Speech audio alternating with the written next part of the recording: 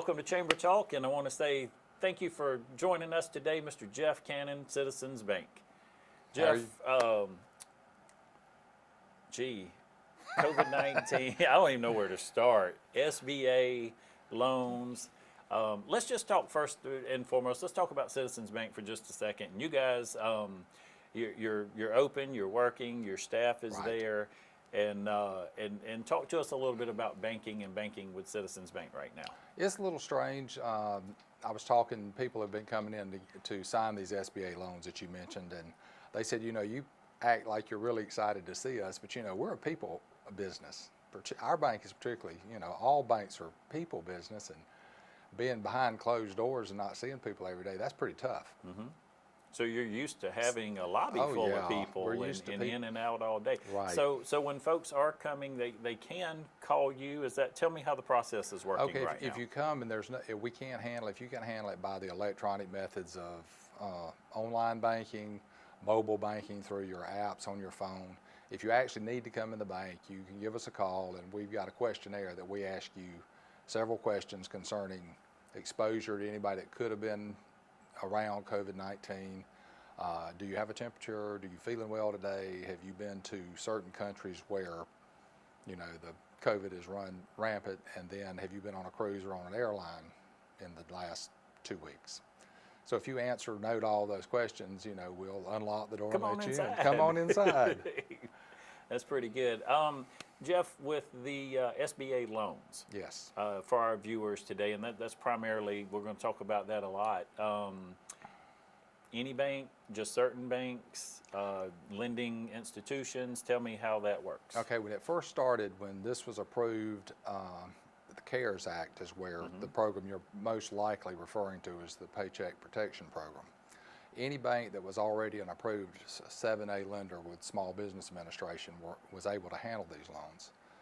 Anybody who was not an approved lender, all they had to do was go through a short process and get approved so that they could handle these loans. So I'm pretty sure most banks in Dublin now were doing this until, well, let's just say yesterday when the funds ran out.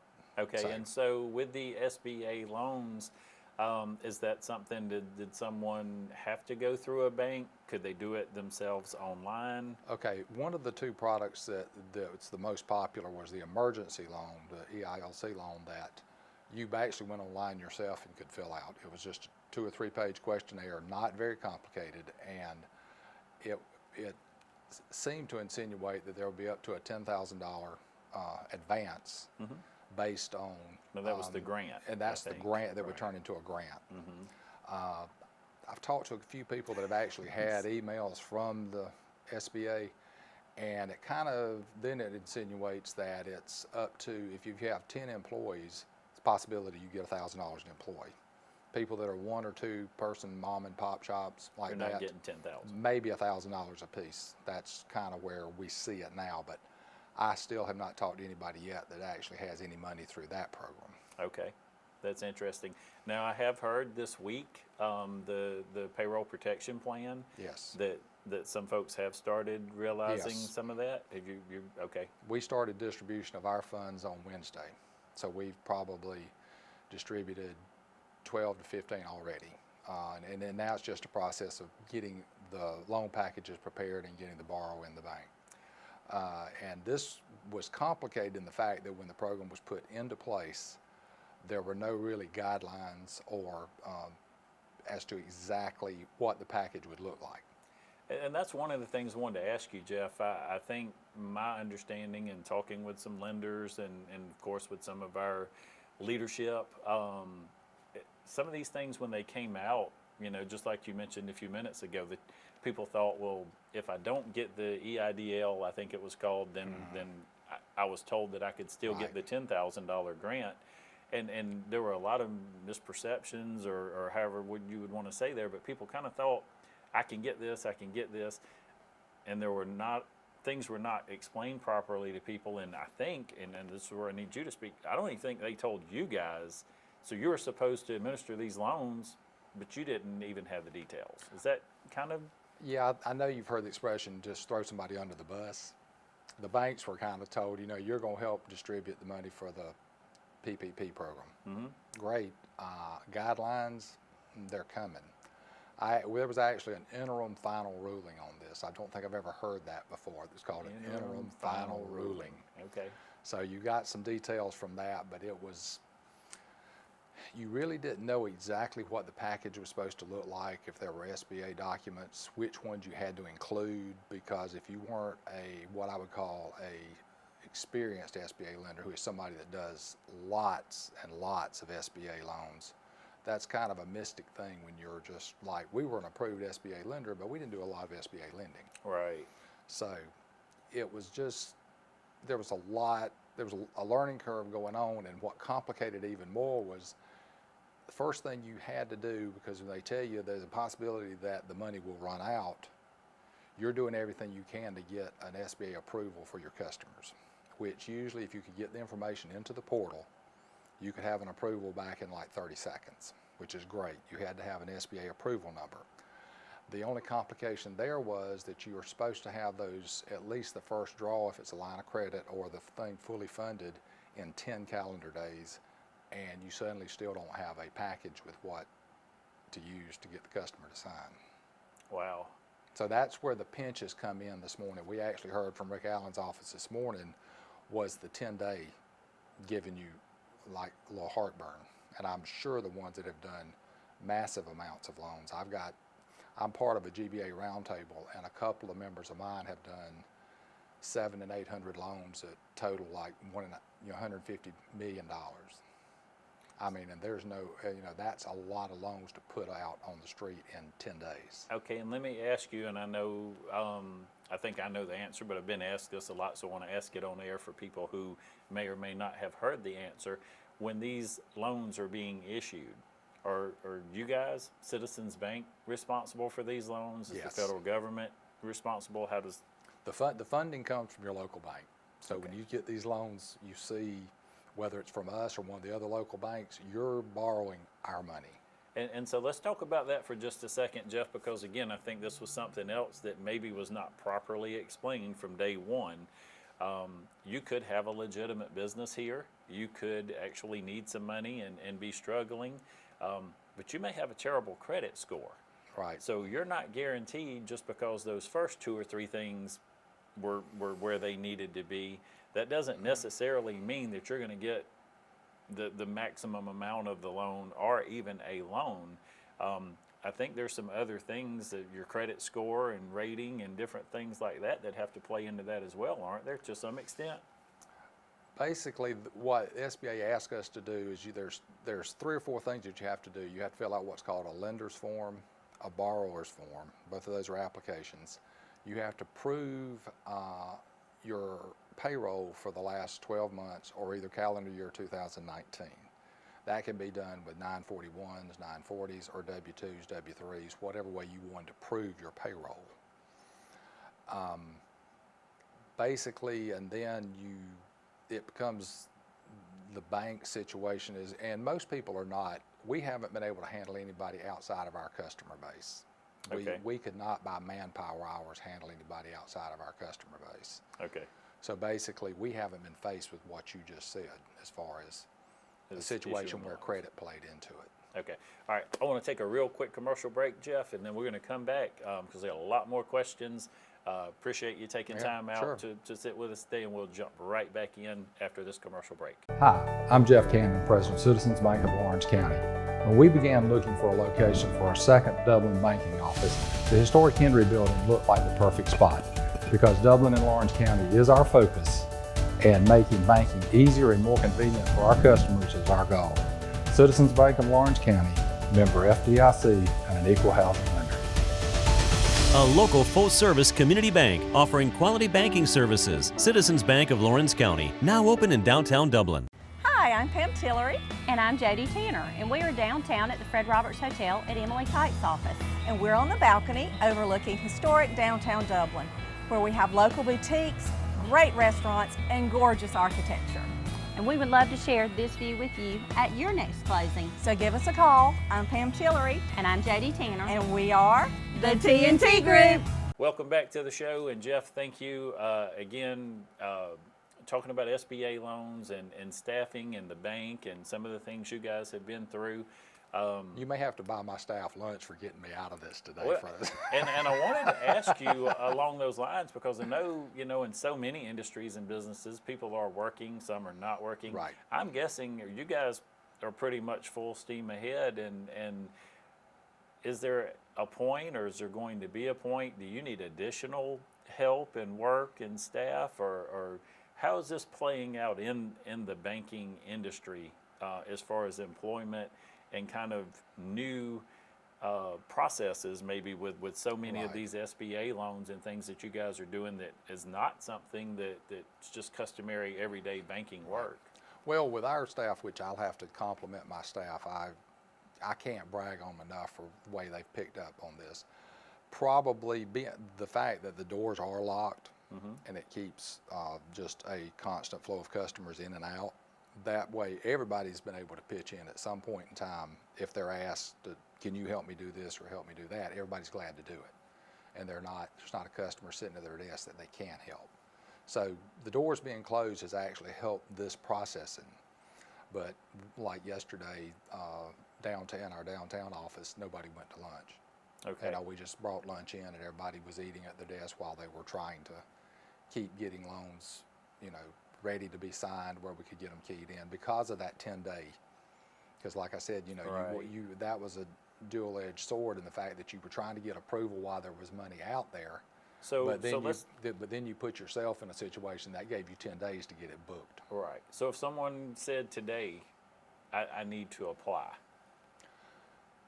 Just before I came, we were on a GBA had set up a conference call with Senator Perdue, and he stated that, and we've already decided, we're telling people keep filling the applications out. We feel like there will be more money coming.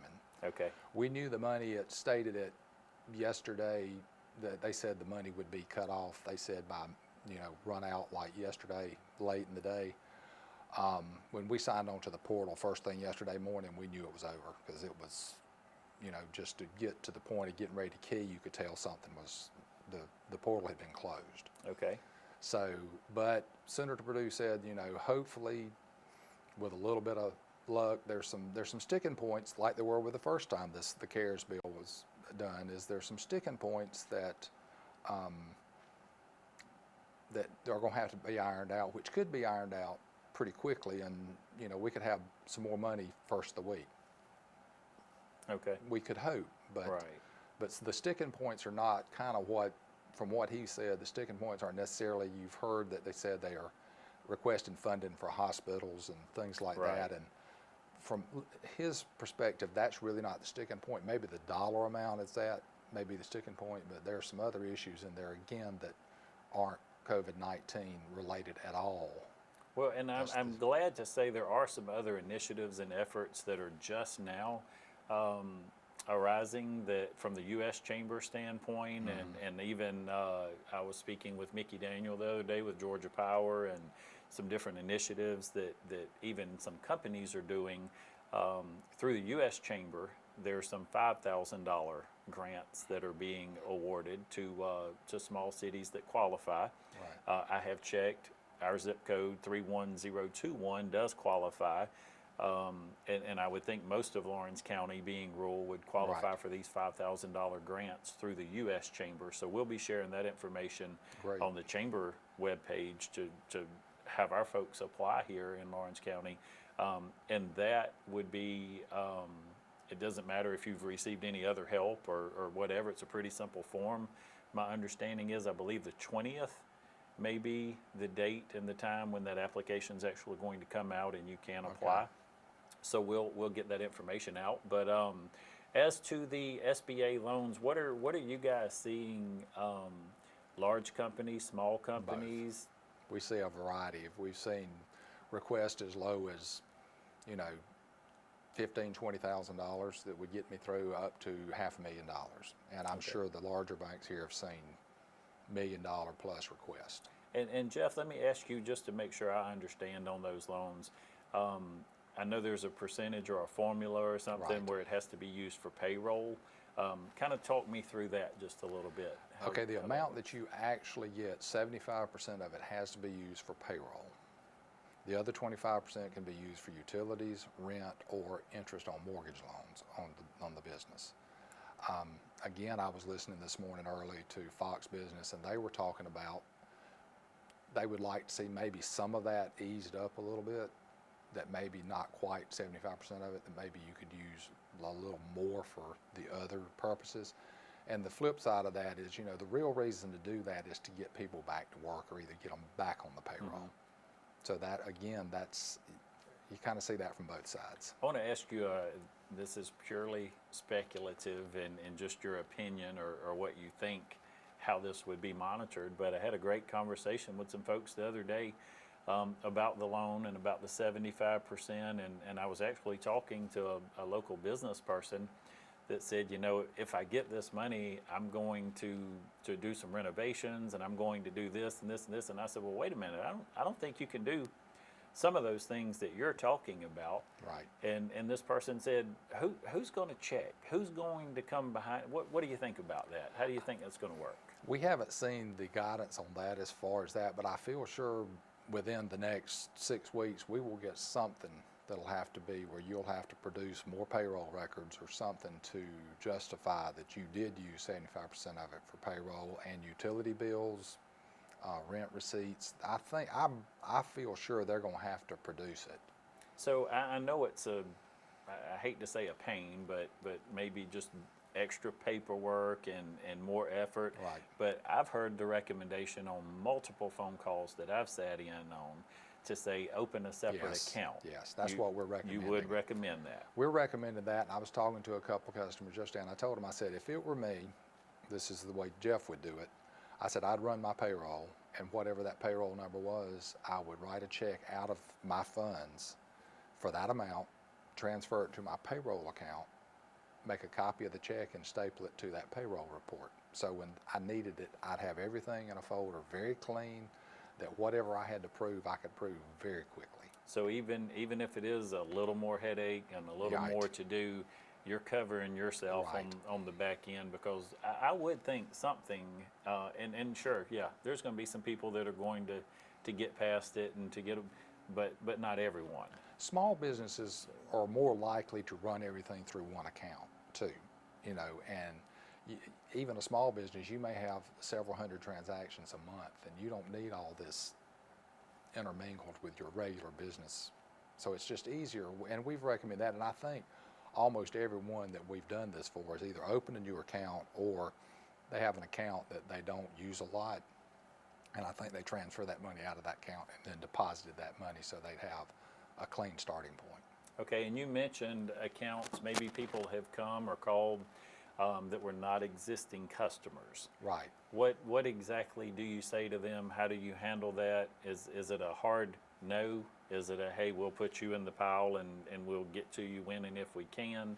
How does that work? What we did, we created a portal through our software vendor, Jack Henry, on our website, that if you were not a customer of ours, we directed you to our website, and you could go through that portal and it would connect you with a seasoned SBA lender. Okay. And probably not local, but it would be an SBA lender that hopefully would be able to help you. So that way, we did give you an option so Right. that we could do that, because it was just the volume and the timing that we just could not. And you mentioned, Jeff, so if somebody just woke up this morning and said, hey, I thought I could get through this, I thought I wouldn't need funding, but it looks like now I'm probably going to need this. You are recommending go Yes. ahead and apply. You do feel like there will be some additional funding. Any idea what that process might look like? How there's weeks, days? What? Senator Perdue was hoping the money would be here pretty quickly, but again, when you talk about the amount of money they're talking about versus the amount that's already been approved and already extended, that amount of money probably won't last a week. So you need to get your stuff together and get your application ready, and get it to us. We'll accept one now. We'll put it on a stack, and as soon as we can, there's money and they open the portal back up, we will begin loading these. And if your stuff is there, there's a good chance if we can get it in Monday, Tuesday, or Wednesday, We get should it be in able to get you an approval number. Another question, Jeff. I know you are friends with, and all of you guys in banking here in Lawrence County, you guys talk to each other on a pretty regular basis, and each one of you kind of knows what the other one's doing and kind of maybe even what that workload would look like. So maybe just from what you do know from talking to other folks in the banking industry, is it fair to even try to say a percentage of how many people we think would apply or how many have applied for these types of loans here in Lawrence County? That'd be a hard number to. Do you feel like the maybe even is it fair to say I think the initial rush may be over, or do you think there's still that many out there that might still need the funding? I think there's people that, I think every time the president talks or the governor talks, you kind of get an idea of, are we going to open back up sooner or later? And then, there may put some doubt in people's minds that maybe before they thought, May 1st we'll be cranking back up and I can make it to May 1st. Okay. And now suddenly if you begin to get the inkling that it may be June 1st or July 1st before we're back to a semblance of normalcy, you may be like, I think I might better do this. And I've been saying to folks, whatever normal may look like Right. in the future. And one other thing that they mentioned this morning is the date is an 8-week period that you're supposed to start from the day the loan is funded. So let's just say the loans I funded yesterday, it's the 8-week payroll period starting yesterday, 8 weeks forward. I talked to some people in various, it could be like in, let's just say the medical industry. Well, right now their normalcy is very much interrupted. This is something that would probably benefit them more a month from now, 8 weeks forward. So that was another sticking point that they were discussing, is to possibly maybe make it where it's not for 8 weeks. It's, you can just, they'll give you a little bit longer than 8 weeks from the funding date. Right. But now that's all just, they're not sure. That's just talk. That was hope that, somebody probably had talked to some of the senators and representatives about, that it would help me a little bit further down the road.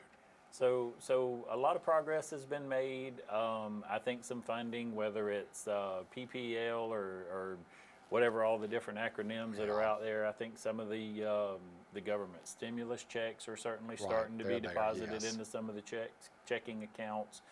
So some good things are starting to happen. Some business is starting to go back to work. So I certainly want to be as positive as we can, looking and expectations for what's going to be in the future. We're going to take one more commercial break, and then we'll be right back after this short commercial break. Hey, I'm Glenn Register with Hometown Supply. Hometown Supply, located in downtown Dublin, is here for all of your home and hardware needs. We work with customers. I know sometimes times get tough. We work with you through those. Local delivery is available for merchandise sold. Anything that a customer needs, we take care of. Just remember, if you can't do business at Hometown Supply, you just can't do business. I'm Jeff Shepard, and we're here at Roach Farm & Garden to let you know that we are here for you. You may call us at 478-272-3340. We're offering curbside pickup, or call in and ask about delivery on bulk items. Cooking more around the house? Have a full line of grills, fryers, along with the seasoned pellets, chips, and charcoal. Small garden or 1,000-acre farm. We have everything from fertilizer, seed, and weed control. From cats to cows and every animal in between. Roach Farm & Garden carries all the feed and a full line of animal care products. We still even have chickens and bunnies for sale. Trouble finding pool supplies? Roach Farm & Garden has you covered. Got too much time on your hands? Get your honey-do some plant. We have trees and shrubs arriving daily with a greenhouse full of veggies. Roach Farm & Garden in 2 locations, Dublin and Wrightsville. Good luck and God bless.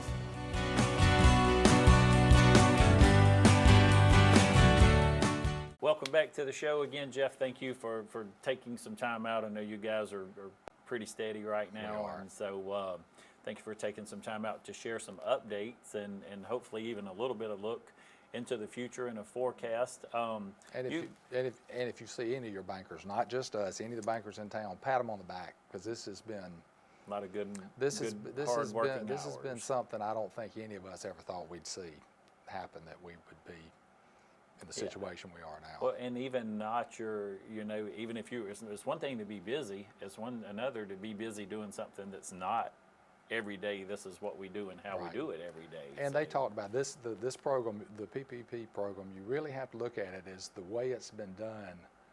It's really more than a handshake. They're signing the thing and they're promising that what they're telling you is the truth. This is the way banking were done back in the day when, the good old days. the good old kind of, days you when would say. somebody's word Yeah. meant something, and that's what we're dependent on here. Jeff, let's just for a minute switch gears. I think you're from Lawrence County, or Yes. you've been here for a Right. long, long time. Right. And so you know the community. You're invested here, and Right. you're banking here. What do you see? Just what do you feel like as a community? How do you feel overall how we're doing and how we're going to do going forward? Well, I think looking at the number of cases we have of, that's already been confirmed, I would think we're doing pretty well considering, I would still tell people to be very careful, keep your distance, and I think we will recover. I worry about some smaller businesses, they need to get back, and they need customers, and you need to shop local.